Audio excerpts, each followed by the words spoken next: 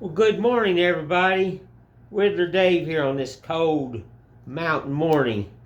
It's 41 degrees here in Tennessee in the mountains. Anybody knows me? I don't like that at all. Lord, no. I ain't got my sweatshirt on, sock hat on, which I've got heat in my barn, and I do got it on. I've already had enough winter, and it just started. Like I said, too many years out in the snow, and the ice, and the rain, and working on the Great Lakes, and on the Ohio River, and in the middle of winter. Nope. I spent my time. But anyway, I'm just out here. Got some Santa Clauses I'm carving. Got a friend of mine that's in town, and he's asked me to make him some patterns and trees, and so what I'm doing here is I'm making him a visual so he can go back home and see how to carve it. So it's just I drawed this up yesterday. Sorry folks, like I said, the allergies. Whew, I am just over it. But anyway, I drawed this up yesterday, and it's just made out of that old pine. That's all it is.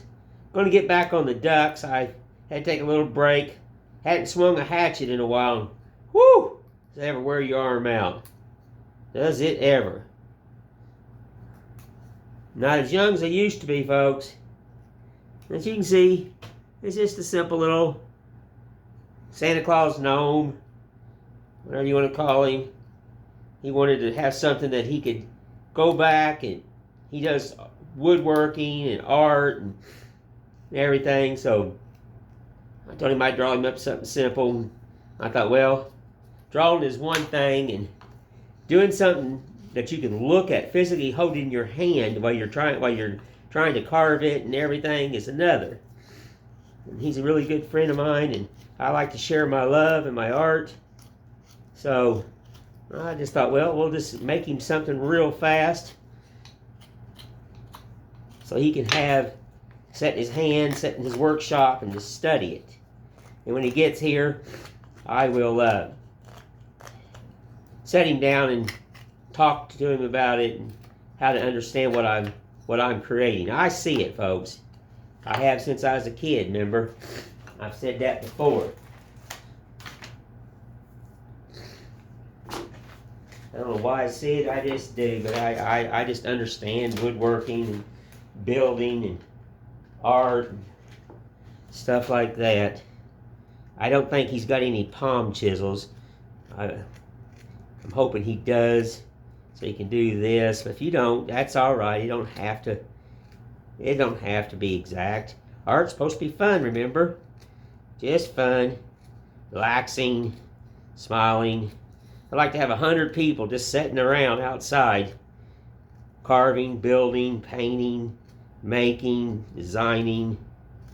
That to me is life. Right there. That's life.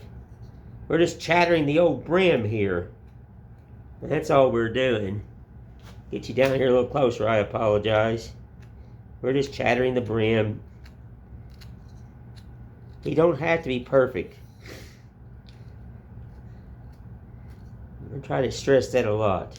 Don't fret over it. I did for years when I was a younger artist. It used to drive me nuts sometimes, and then as I got older, why?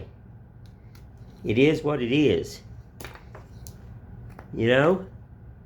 Don't fret over it. I'm going to get me a shirt when I teach art, I think, and we'll say, don't fret over it. It is what it is. That's my saying.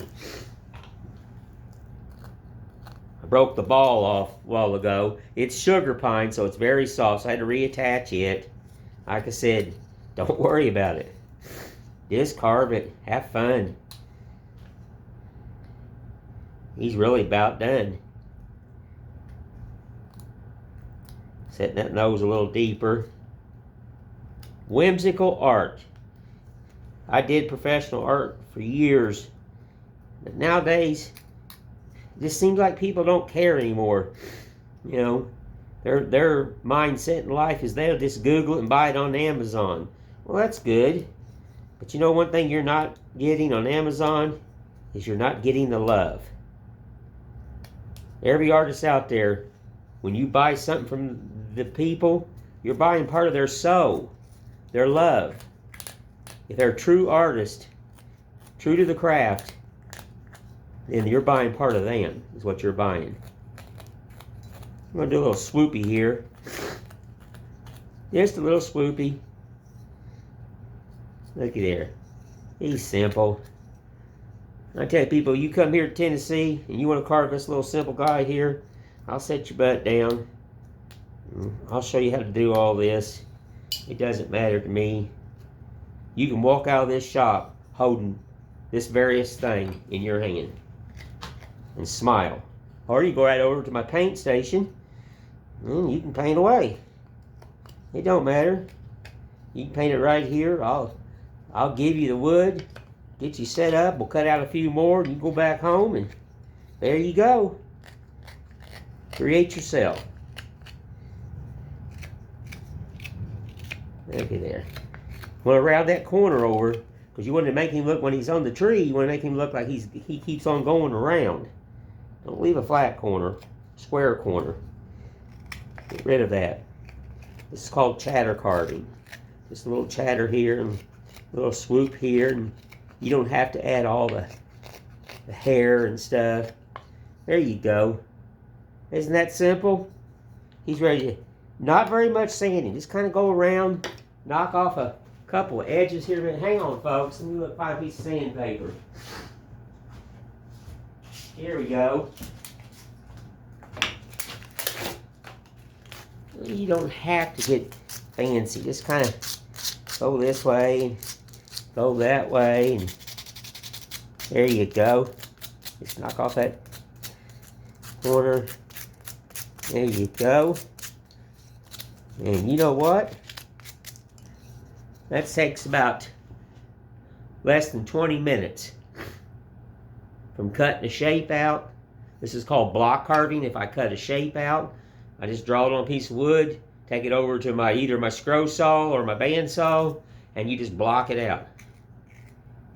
And sit down and carve it. About 20, maybe 20 minutes. I don't time myself. I get asked that all the time. Well, how long? I'm like, I don't know. I just carve. I don't have a clock glued to me. I don't never worry about it. If it takes 30 minutes, takes an hour, takes 5 minutes, it don't matter to me. And then he wanted a tree. See the tree? Right there. He wanted the tree. So I'm not going to carve all this. I'm just going to kind of like mock it up so he'll get an understanding. Trees are simple, you know, just simple.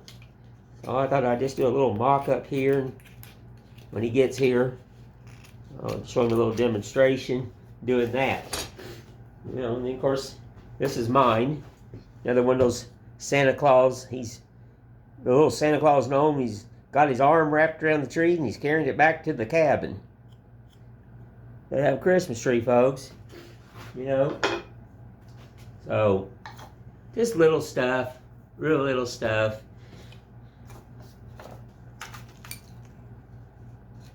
There you go.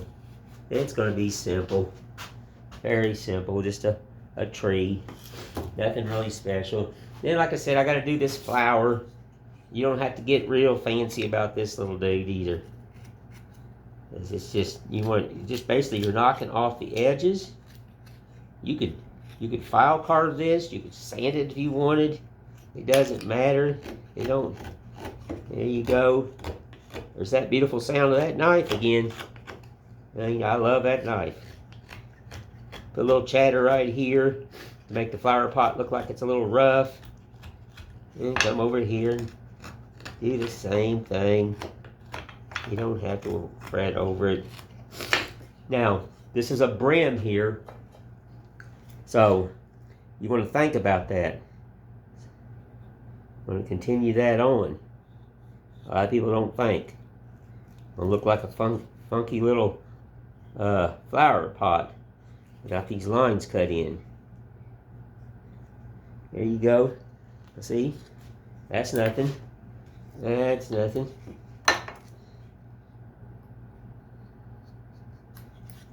Just gonna do a stock cut. And, you know, if you could even wood burn these in. It don't matter. You could. There's so many other ways you could do this.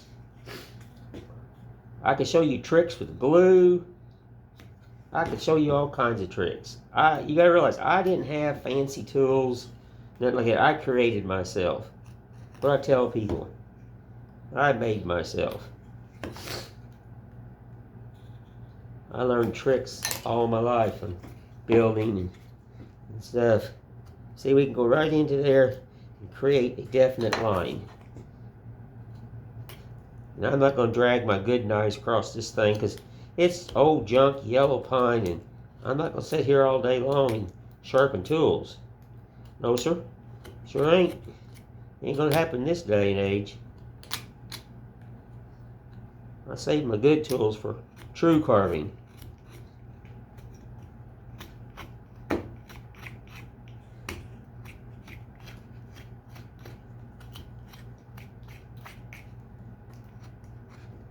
See what I created?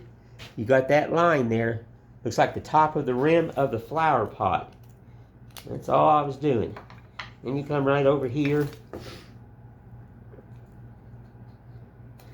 Everybody asks me, Whittler Dave, don't you use a glove? Like, Lord, no. I don't use gloves. I don't teach with gloves. It's a misconception. Because once you get used to something, what happens one day when you forget it? And you slip and you cut your little pinky? Well, then you're going to have a little heart attack and freak out and everything. Get used to it. You know, I tell people, you don't need that glove. Golly. We didn't have gloves back then. All the old men that I sat around and whittled with in my little town in Indiana, they didn't have gloves. They had rough old hands like me. That's all they had. You don't need a glove. I can tell people, it's a misconception. Get you in more problems than Quakers got oats. There you go.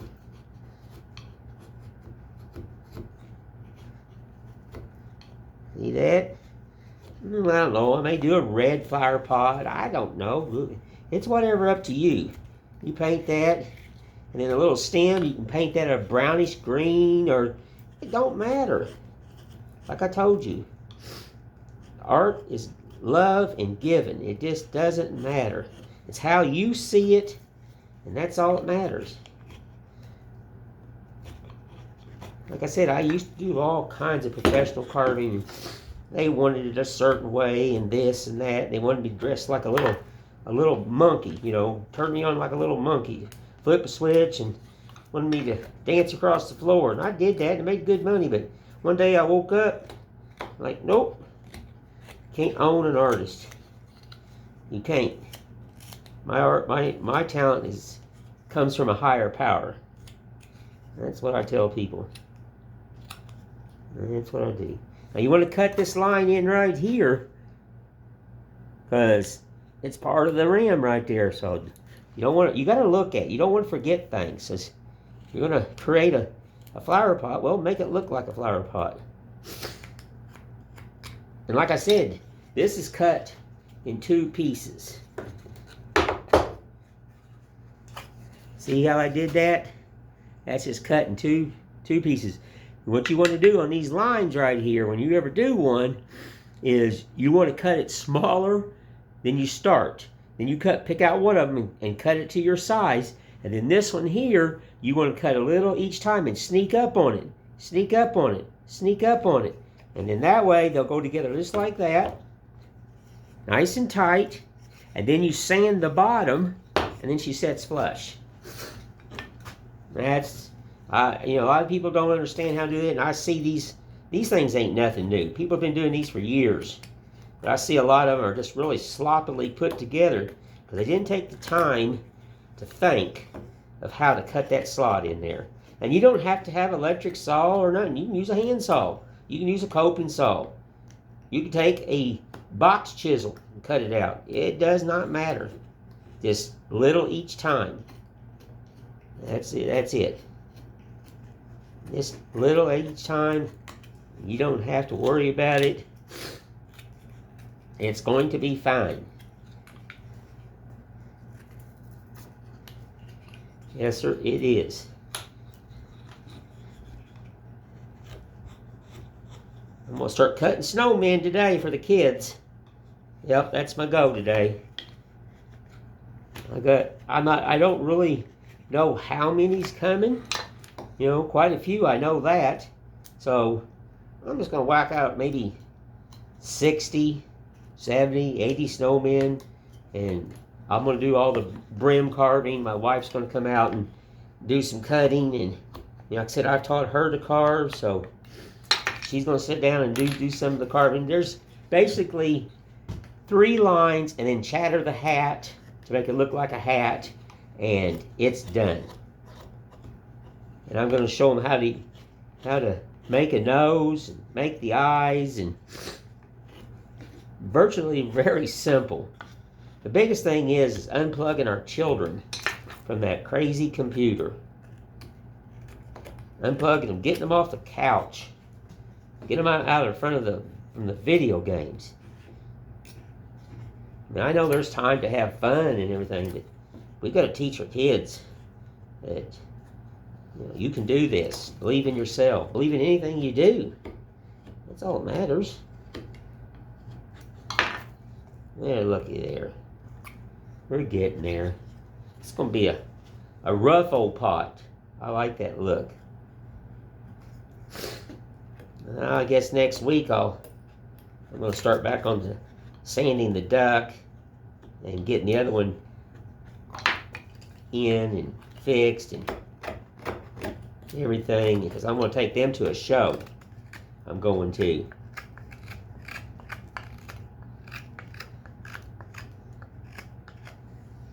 I'm going to take them to a show.